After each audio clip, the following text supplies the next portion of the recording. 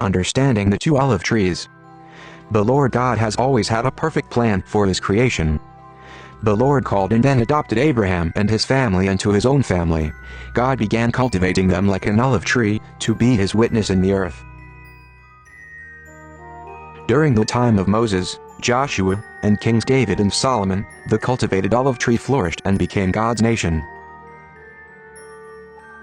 But even with many prophets, this nation began to fall away due to unfaithfulness, and thus had to experience much divine pruning of the olive tree.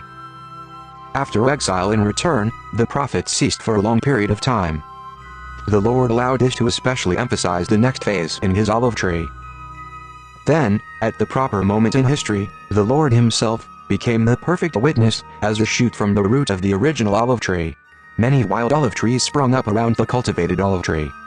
Branches adopted from these wild olive trees were grafted in because of their faith in the Lord. Over time, God's witness in the earth became primarily formed of these faithful, though previously, wild olive trees. Since then, the Lord has had these two witnesses. The one, though not always perfectly faithful, and the other, now as only a general witness of God's providence.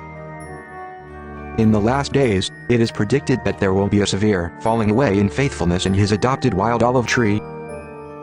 But the Lord will grant the spirit of grace upon his originally adopted olive tree, and they will finally, and are now currently acknowledging, their Lord's redeeming work for their sake. These are the Lord's two witnesses, his two olive trees and his two lampstands, which are destined to become his one united and holy assembly, and lampstand, unto the Lord God. Consider these verses.